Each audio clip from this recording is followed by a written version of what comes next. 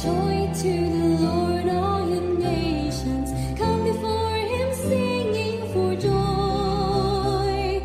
Serve the Lord, serve the Lord. Come before him singing for joy. Sing to the Lord with shouts of joy.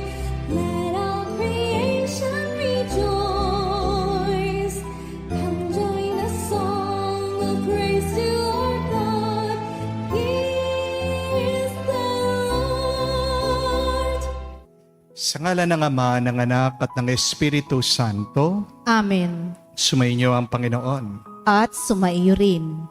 Mga kapatid, hindi lahat ng nagigising ay alam nila ang dahilan bakit sila ay ginising muli ng Diyos. Hindi lahat ng nabubuhay ay alam ang kahulugan ng kanilang buhay. Isa yan sa mga nagiging dahilan ng ating lungkot. Isa yan sa mga dahilan bakit nawawalan tayo ng gana. Sa banal na misang ito, naway makita natin muli ang dahilan bakit tayo ay binuhay, ginising, pinapalakas ng Diyos. Kapatid, maniwala ka. Pinipili ka ng Diyos. May pinapagawang misyon ng Panginoon sa iyo. Magdasal ka, makinig ka sa Kanya. At pag sinundan mo ang Diyos, magiging pagpapala ka niya dito sa mundo. Sa mga napakaraming beses na kung saan ang ating Panginoon kinakausap tayo, pero tayo nagbibingi-bingian sa Kanya dahil sa ating pagkakasala. Tayo lumayo sa Kanya, magpakumbaba tayo muli. Hilingin natin ang Kanyang awa, Kanyang kapatawaran, para tayo muling mapalakas niya sa pamagitan ng Kanyang banal na katawan at dugo. Inaamin ko Sa makapangyarihang Diyos at sa inyo mga kapatid, na lubha akong nagkasala sa isip, sa salita, sa gawa at sa aking pagkukulang. Kaya isinasamo ko sa mahal na Birheng Maria, sa lahat ng mga anghel at mga banal, at sa inyo, mga kapatid, na ako'y ipanalangin sa Panginoong ating Diyos. kawan tayo na makapangyarihang Diyos, patawarin tayo sa ating mga kasalanan, at patnubayan tayo sa buhay na walang hanggan. Amen. Panginoon, kaawaan mo kami. Panginoon, kaawaan mo kami. Kristo, kaawaan mo kami. Kristo, kaawaan mo kami. Panginoon, kaawaan mo kami. Panginoon, kaawaan mo kami. Manalangin tayo. Ama naming makapangyarihan, pakundangan sa pagpapakumbaba ng anak mong masunurin, ibangon mo sa paggadapa ang sangkatauhang masuwayin. Paggalob mo sa amin ang banal na kagalakan, upang kami sinagip mo sa pagkaalipin, ay magkamit ng iyong ligayang walang katapusan. Sa pamagitan ni Jesucristo kasama ng Espiritu Santo, magpa sa walang hanggan. Amen.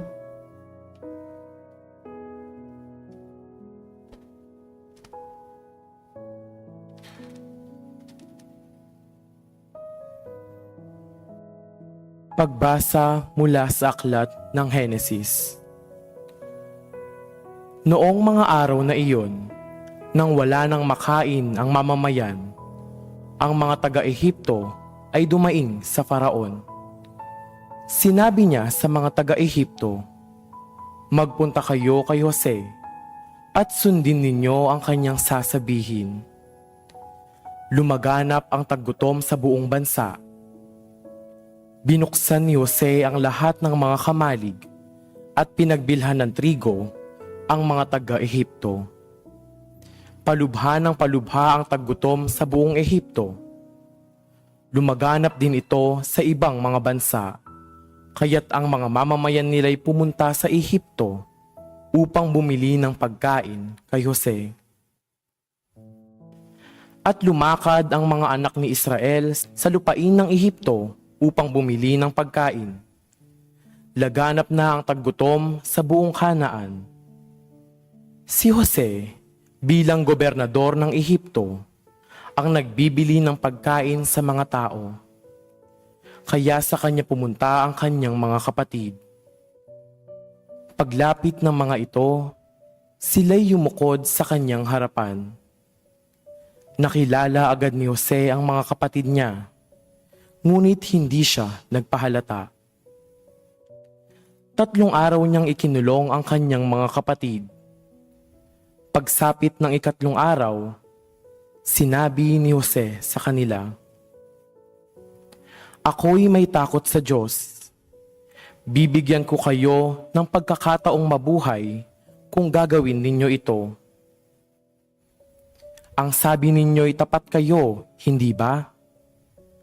Kung gayon, isa lamang sa inyo ang ibibilanggo.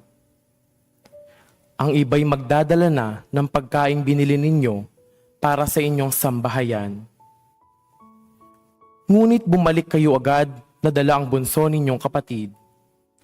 Dito ko malalaman na kayo'y nagsasabi ng totoo at hindi kayo maaano." Sumang-ayon ang lahat. Pagkatapos, ang wika nila sa isa't isa, "Nagbabayad na tayo ngayon sa ginawa natin sa ating kapatid. Nakikita natin ang paghihirap ng kanyang kalooban noon, ngunit hindi natin pinansin ang kanyang pagmamakaawa. Kaya tayo naman ngayon ang nasa kagipitan." Iyan na nga ba ang sinasabi ko, wika ni Ruben. "Nagsusumamo ako sa inyo, huwag saktan ang bata, ngunit hindi kayo nakinig. Ngayon, pinagbabayad tayo sa kanyang kamatayan." Hindi nila alam na nauunawaan ni Jose ang kanilang usapan, sapagkat gumagamit pa ito ng interprete kung humaharap sa kanila. Iniwan muna sila ni Jose dahil sa hindi niya mapigil ang pag-iyak. Ang salita ng Diyos. Salamat sa Diyos. Poon, pag-asa ka namin, pag-ibig mo'y aming hiling. Poon, pag-asa ka namin, pag-ibig mo'y aming hiling. Ang Panginoong Diyos ay pasalamatan. Tugtugin ng alpat awit ay saliwan. Isang bagong awit, awiting malakas. Kasaliw ang tugtog ng alpang marilag. Poon, pag-asa ka namin, pag-ibig mo'y aming hiling. Ang binabalangkas ninyong mga bansa, kanyang nababagot, winawalang bisa. Ngunit ang mga panukala ng Diyos ay mamamalagit, walang pagkatapos.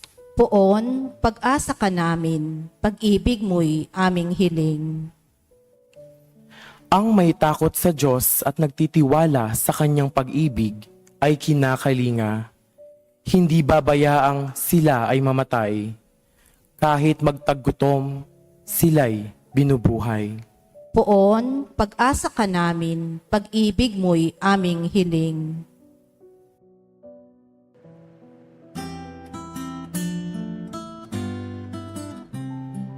Alleluia, alleluia, alleluia, alleluia,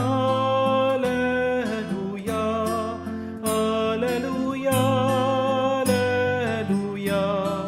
alleluia, alleluia, alleluia, alleluia, alleluia, alleluia, alleluia. Ang Diyos ay maghahari na, talikdan ang tanang sala, manalig sa balita niya. Aleluya, aleluya. Sumainyo ang Panginoon. At sumaiyo rin. Ang mabuting balita ng Panginoon ayon kay San Mateo. Papuri sa iyo, Panginoon. Nung panong yun, tinipon ni Jesus ang 12 alagad at binigyan niya ng kapangyarihang magpalayas na masasamang espiritu at magpagaling ng mga may karamdaman. Ito ang pangalan ng 12 apostol. Si Simon na tinawag na Pedro, si Andres na kanyang kapatid, sina Santiago at Juan na anak ni Zebedeo, sina Felipe at Bartolome, si Tomas at si Mateo na publikano, si Santiago na anak ni Alfeo at si Tadeo, at si Simon Makabayan at si Judas Iscariote ang nagkanulo kay Jesus. Ang 12 ito ay sinugod ni Jesus at kanyang pinagbilinan. Huwag kayong pupunta sa lugar ng mga hentil o sa alinmang bayan ng mga Samaritano. Sa halip ay hanapin ninyo ang mga nawawalang tupa ng sambayanan ng Israel. Umayo kayo at ipangaral ninyo na malapit na maghari ang Diyos. Mga kapatid, ang mabuting balita ng ating Panginoon. Pinupuri ka namin, Panginoong Hesukristo. Magandang araw po muli sa inyong lahat. Meron po akong gunting dito. Hindi ko po alam kung nakikita nyo. No? Ano pong mangyayari sa tingin nyo kapag hinagis ko, tinapon ko itong gunting sa inyo? Sigurado, meron po masasaktan sa inyo. Hindi po ba? O kaya, ano pong mangyayari kung ibibigay ko itong gunting na ito, no, sa isa pong 2 years old na bata? Ano sa tingin nyo ang gagawin niya? Saan niya gagamitin itong gunting na ito? Sigurado paglalaroan po ng bata. Di po ba? Baka masaktan siya, baka makasakit siya, baka matusok pa niya ang mata niya. Hindi po ligtas ang bata. Maliit na bata, hawak-hawak ang isang matulis na gunting. Amen? Pero ano sa tingin niyong mangyayari kung ang gunting naman na ito ay ibibigay po natin sa isang mananahi, a dressmaker? Magagamit po niya ang gunting para makagawa ng isang magandang damit. Di po ba? Kung ang gunting na ito, ibibigay niyo po sa isang depressed na tao, ano po mangyayari? Baka gamitin niya para magpakamatay. Pero kung gagamitin mo ang gunting na ito, ibibigay mo siya sa isang hardinero. Ano po sa tingin niyo? Saan niya gagamitin? Sa kanyang hardin, para mapaganda niya ang mga inaalagaan niyang bulaklak o halaman. Di po ba? Kung ibibigay mo ang gunting na ito sa isang tao na may diferensya sa kanyang pag-iisip, may sira ang kanyang ulo, ano po sa tingin niyo ang gagawin niya? Saan niya gagamitin ang gunting na ito? Baka kasakit siya sa kapwa niya. Pero bigay mo ang gunting na ito sa isang artist. Gagamitin niya ang gunting para gumawa ng isang obra maestra. Di po ba? So understand, my dear friends, that a tool is neither good nor bad. But it becomes good or bad depending on its usage. A tool is neither good nor bad, but it depends on whose hands that holds the tool. A tool becomes bad when the person holding onto it does not know how to use it properly. Amen? But a tool becomes good when the person holding onto it knows how to use it properly. A tool becomes good in the right hands. At ganyan din po sa buhay ng tao eh.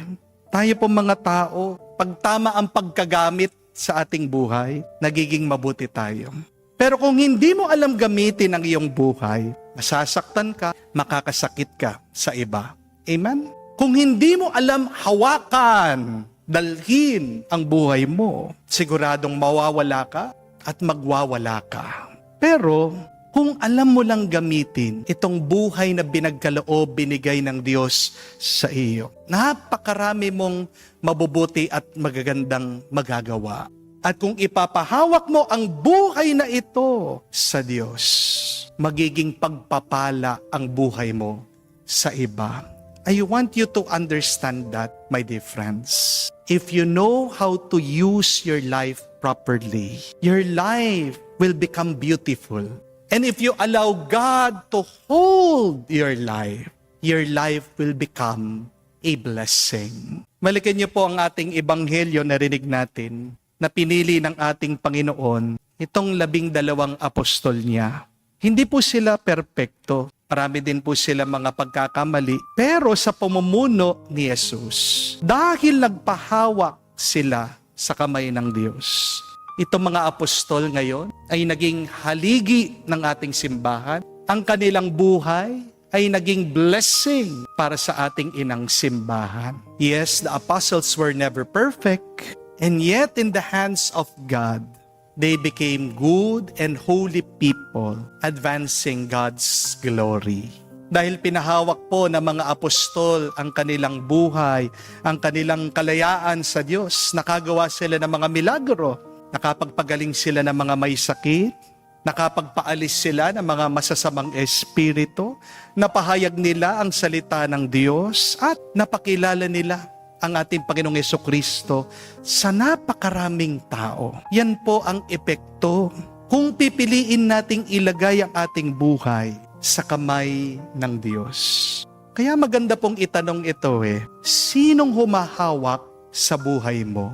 Sinong nagkokontrol sa iyo? Sino bang sinusundan mo ngayon? Nung po nakaraan na linggo, pagkatapos po ng aking misa, may lumapit po sa akin, nagpapatulong at nagpapabendisyon. Sabi po niya, Father, hirap na po ako. Depressed na po ako. Ang gulo-gulo po ng aking isip. At tinanong ko po sa kanya, ano bang problema? Sabi po niya sa akin, palagi ko pong iniisip, Father, kung mamamatay din po ang tao, para saan pa ang ating buhay? Kaya di ko po alam kung anong aking gagawin. Ganon din naman, mawawala din naman ang buhay. Bakit pa ako lalaban? Bakit pa ako magpupursige? Bakit pa ako magtatrabaho? Bakit pa ako magpapagod? Kaya nga po, dahil yan yung palaging nasa isip ko, ang bigat ng aking damdamin, nalilito po ako, nasisira ang aking trabaho. Sabi po niya. At hindi po kami maayos ngayon ng aking misis. Ang sabi ko po sa kanya, kaya nalilito ka kasi pinahawak mo ang isip mo sa utak mo. Ang utak ng tao, gamit lang. Huwag kang magpapagamit diyan. May kaluluwa ka din, kapatid. Sabi ko po sa kanya, pakinggan mo ang sinasabi ng iyong kaluluwa. Dahil ang kaluluwa ng tao galing sa Diyos. Di po ba? Kapag nakikinig ka sa iyong kaluluwa, nakikinig ka na rin sa boses ng Diyos. At sabi ko po sa kanya, magdasal ka. Palagi kang magdasal. At unawain mo kung ano ang pananalangin at pagdarasal. Ang tunay na pagdarasal ay hindi lang yung sinasabi mo, yung mga na-memorize mong panalangin, dasal. Hindi. Kalahati lang yon ng pananalangin. Dahil ang pagdarasal din ay pakikinig sa boses ng Diyos.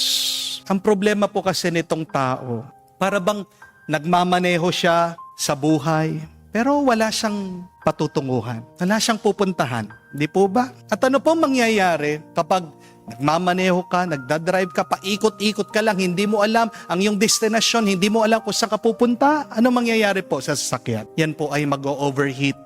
Yan po ay masisira. Kauubusan ka ng gasolina, magbre-breakdown ang iyong sasakyan. Di po ba? Yan ang karanasan ng napakaraming tao sa atin. Tayong mga nabubuhay dito sa mundo, minsan, hindi natin alam bakit ba tayo nagigising, bakit ba tayo nabubuhay. Ang kasabihan nga po, may dalawang napakahalagang araw po sa buhay ng isang tao. There are two very important days in our life. Ang unang mahalagang araw po ay yung araw ng iyong pagsilang, your birthday. Pero yung pangalawang mahalagang araw sa buhay mo ay yung malaman mo bakit ka ba sinilang, bakit ka ba nabubuhay. The second important day in your life, after your birthday, is the day you know, you discover why you are alive.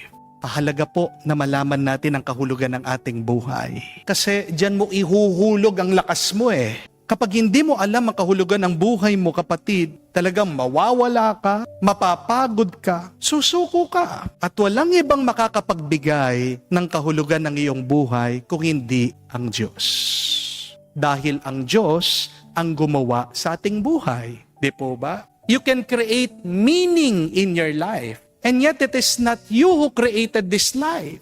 Tanging ang Diyos lang, ang manufacturer po natin, our Creator. Siyang makakapagsabi sa iyo para saan ang buhay na ito. Kaya nga, bumalik ka sa Kanya. Kausapin mo siya, pakinggan mo siya. Aminin natin, marami sa atin, hindi natin pinapahawak ang ating buhay sa kamay ng Diyos. Pinapabayaan natin madalas ang ating isip at puso na magmaneho sa ating buhay. Pero kapatid, unawain niyo po, ang isip mo, ang puso mo, hindi naman palaging tama yan. Amen? Hindi naman perpekto at ganap ang iyong isip at puso. Yan ay limitado. Kaya nga, hindi nakakapagtaka, napakarami sa atin malungkot, nawawalan ng pag-asa. Only God can give you hope. Only God can give you a clear direction. Kung ipapahawak mo ang iyong buhay sa Diyos, magkakaroon ka ng mabuting layunin sa iyong buhay. At kapag malinaw na ang kahulugan ng buhay mo, kapatid, itong iyong mararanasan. Kahit mapagod ka, hindi ka susuko. Kahit na mahirapan ka, magpapatuloy ka pa rin. Kahit na masaktan ka, lalaban at lalaban ka pa rin hanggang makamtan mo ang pinapangarap ng Diyos para sa iyo. Kapatid, para hindi ka mawala, para hindi ka magsawa, ipahawak mo ang iyong buhay ngayon sa Diyos. Our life can only be transformed through the right hands. Kanino mo pinapahawak ngayon ang iyong buhay? Sarili mo lang? Pinapabayaan mo na lang? Nandiyan ang Diyos naghihintay sa iyo. Kapatid, tanging sa kamay lang ng Diyos, dito gaganda at magiging mas makabuluhan ang ating buhay. Kung ipapahawak mo ngayon ang iyong buhay sa Kanya, ang iyong isip, ang iyong puso, ang iyong kaluluwa at kalayaan, makikita mo mamamangha ka sa mga milagro at himala na pwedeng gawin ng Diyos sa iyo. Amen. Tumayo po tayo, alay po natin sa Diyos ang ating mga dasal at panalangin, ating sabihin, Panginoon, dinggin mo kami. Panginoon, dinggin mo kami.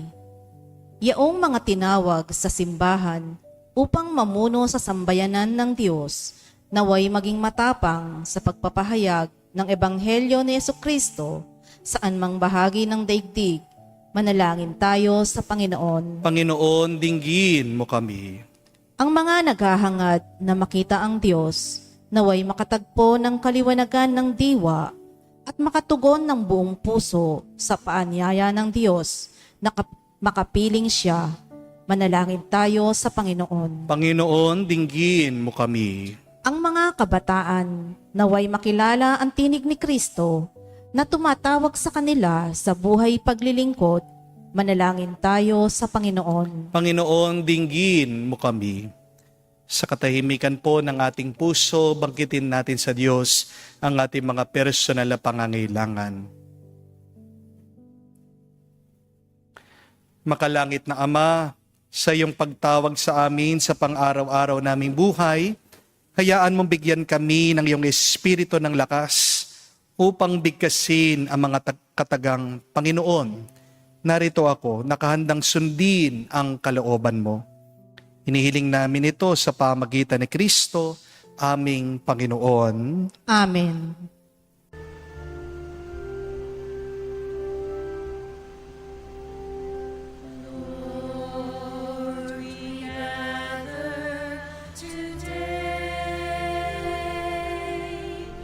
In your house we kneel down and pray. We ask for your mercy as we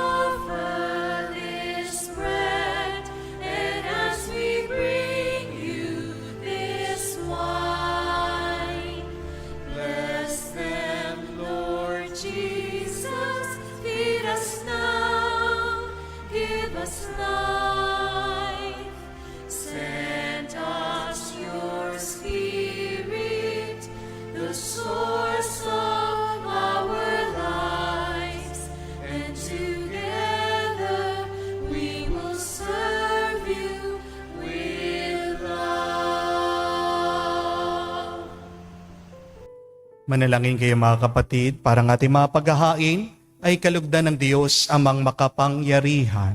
Tanggapin nawa ng Panginoon itong paghahain sa iyong mga kamay, sa kapurihan niya at karangalan, sa ating kapakinabangan, at sa buong sambayanan niyang banal.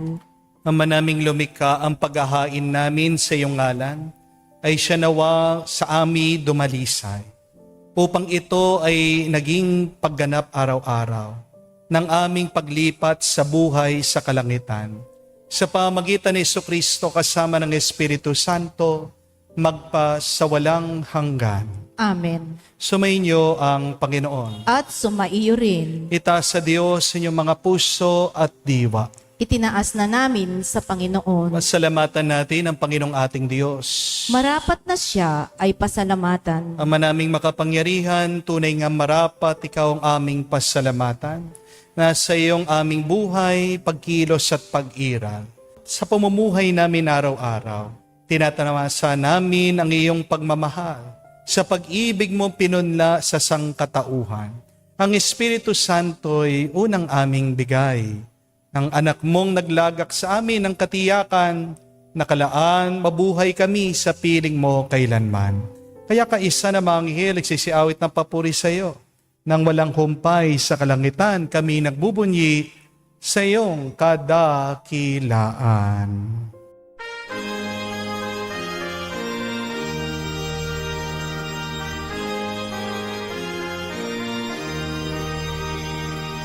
Santo, Santo, Santo, Panginoong Diyos ng mga hukbo.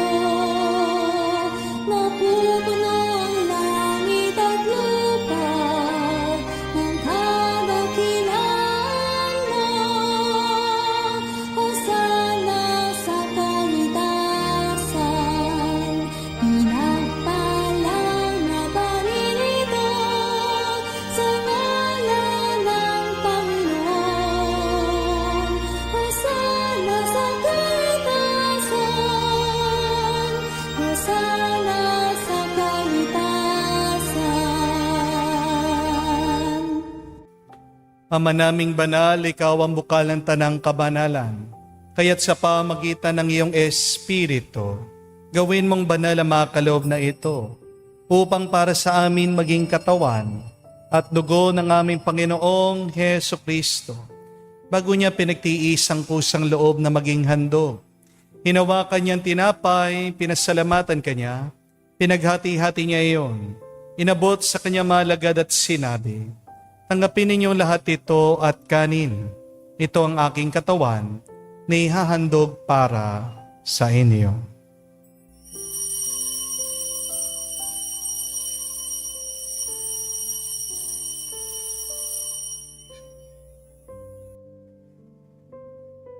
Gayon din naman na matapos ng hapunan, hinawakan niya ang kalis. Muli kanyang pinasalamatan. Inabot niya ang kalis sa kanya malagad at sinabi, tanggapin ninyong lahat ito at inumin. Ito ang kalis ng aking dugo, ng bago at walang hanggan tipan. Ang aking dugo na ibubuhos para sa inyo at para sa lahat, sa ipagpapatawad ng mga kasalanan. Gawin ninyo ito sa pag-alaala sa akin.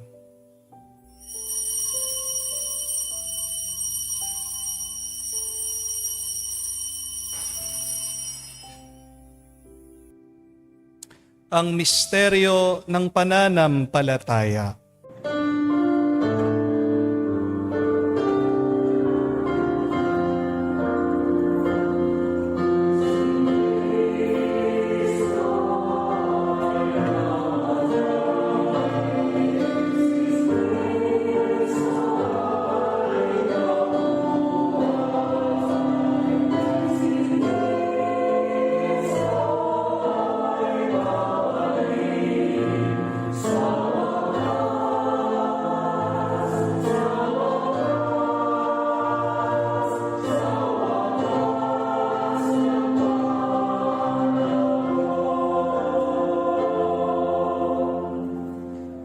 Ama, ginagawa namin ngayon ang pag-alaala sa pagkamatay muling pagkabuhay ng iyong anak. Kaya tinialay namin sa iyong tinapay nagbibigay buhay at ang kalis na nagkakalob ng kaligtasan. Kami nagpapasalamat dahil kami yung minarapat na tumayo sa harap mo para maglingkod sa iyo. Sinasamo namin kami magsalo-salo sa katawan at dugo ni Kristo ay mabuklod sa pagkakaisa sa pamagitan ng Espiritu Santo. Amalingapin mong iyong simbahan, laganap sa buong daigdig. Puspusin mo kami sa pag-ibig. Kaisa ni Leon ang aming Santo Papa, si Florentino aming Arsobispo ng Tanang Kaparian. Alalahanin mo rin ang aming mga kapatid na nahimlay at may pag-asang sila'y muling mabubuhay. Gayon din naman lahat ng mga pumanaw. Kawan mo't sila't patuloyin sa iyong kaliwanagan. Kawan mo't pagindapatin kaming lahat na makasalo sa iyong buhay na walang wakas. Kaisa na mahal na Birhen Maria, Ina ng Diyos. Kaisa ni San Jose, ang kanyang maluwalhating esposo. Kaisa na mga apostol, lahat ng mga banal na namuhay dito sa daigdig na kalugod-lugod sa iyo. May pagdiwang naman namin ang pagpupuri sa ikararangal mo sa pamagitan ng iyong anak aming Panginoong Heso Kristo. Sa pamamagitan ni Kristo, kasama niya at sa Kanya, ang lahat ng parangal at papuri ay sa iyo, Diyos Ama, makapangyarihan, kasama ng Espiritu Santo, magpasawalang hanggan. Amen, amen, amen. Sa nakakagaling na utos sa turo ni Jesus sa Panginoon natin at Diyos, ipahayag natin ng lakas loob.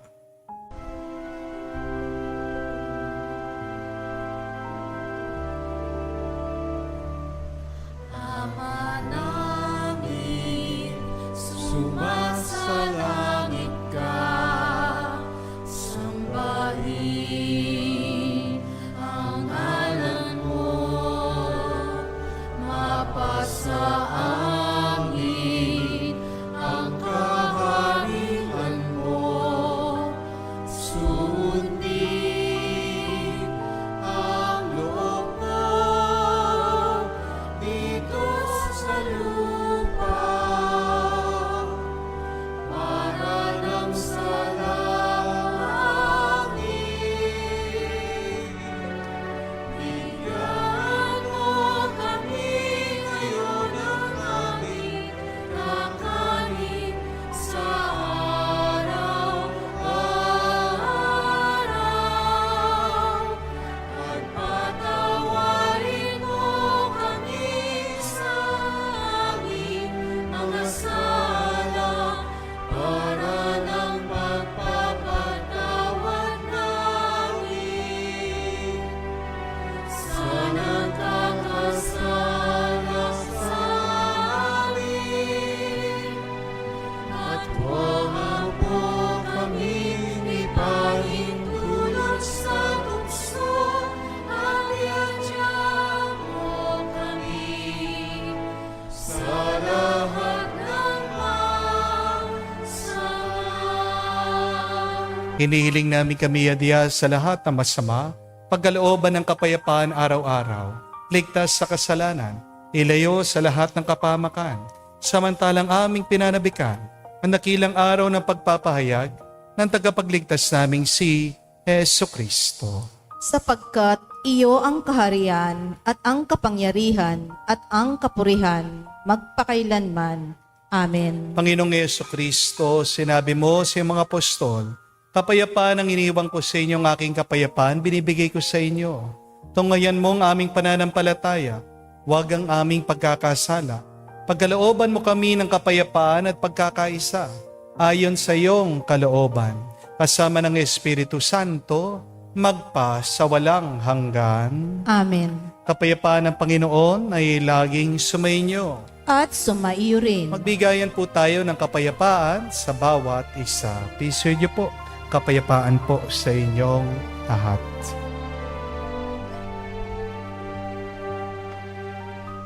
Kaldero ng Diyos na nag-aalis ng mga kasalanan.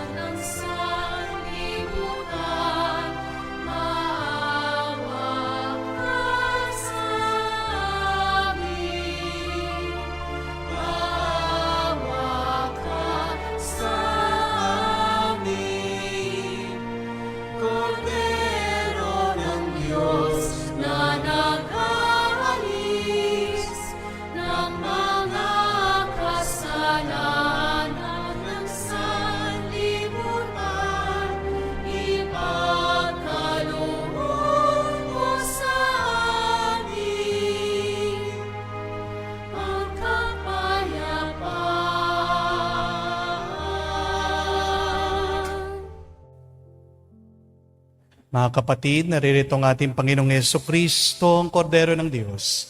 Siya nag-aalis sa mga kasalanan ng sanlibutan. Mapalad tayong lumalapit sa piging ng Kordero. Panginoon, hindi ako karapat-dapat na magpatuloy sa iyo, ngunit sa isang salita mo lamang ay gagaling na ako.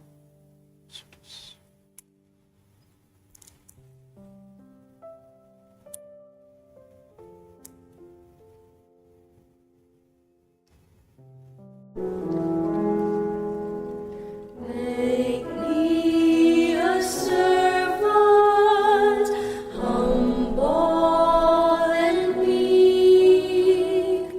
Lord, let me lift up those who are weak, and make the prayer of my heart always be. Make me a servant, make me a servant, make me a servant today.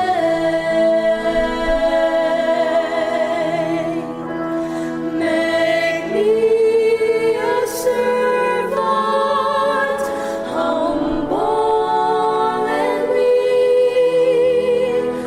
Lord, let me lift up those who are weak, and make the prayer of my heart always be.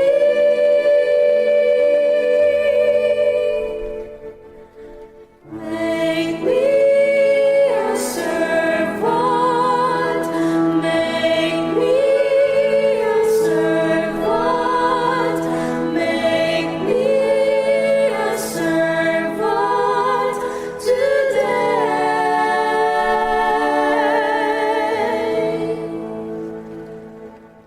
Manalangin tayo.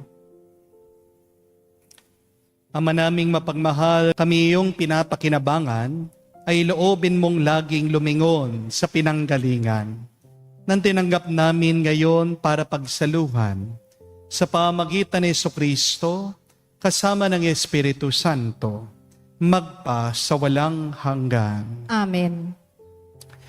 Minsan, meron po mga nagme-message sa akin, tatanong, Father, ano pang kabuluhan ng aking buhay?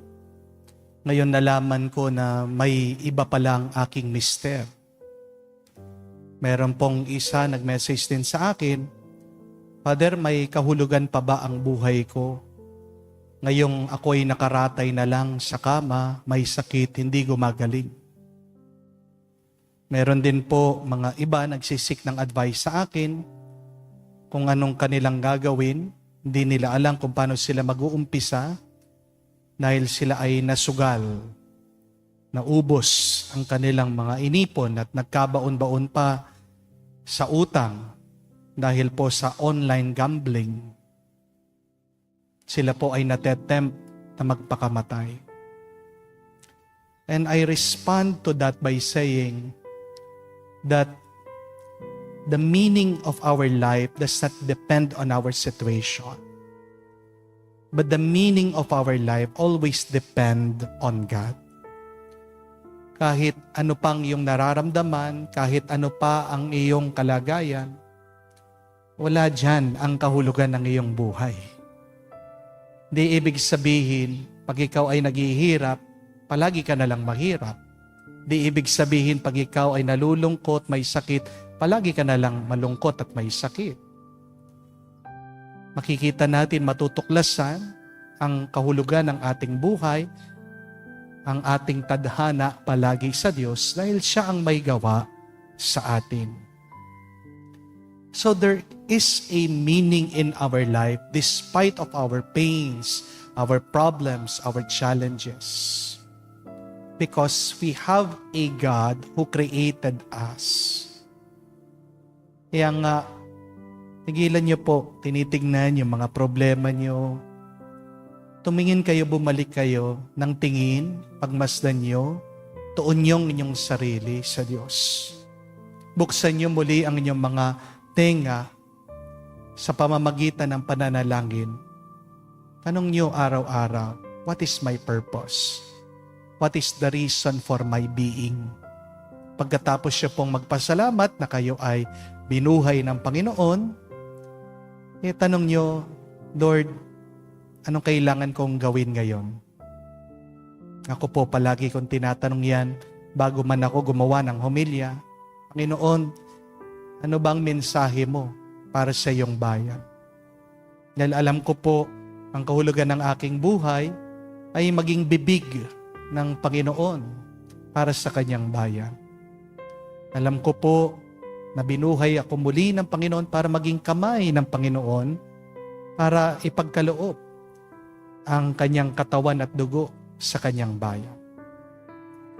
So, do not just live through life, but live through life with meaning. Do not just go through life, but go through life with meaning, and then you will become more joyful, you'll become more strong, you'll become more peaceful in your life. Yan po yung assignment nyo ngayon.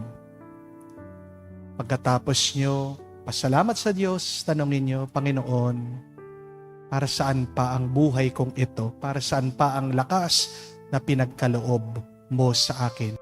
Dahil kung wala nang kahulugan ng buhay mo, hindi ka naman bibigyan ng panibagong buhay ng Diyos. Di po ba? Pero kung ikaw ay humihinga, may pinapagawa pa rin ang Diyos sa iyo. Dasal ka, hingi mo yan sa Diyos, makakatanggap ka ng sagot mula sa Kanya. Sumainyo ang Panginoon.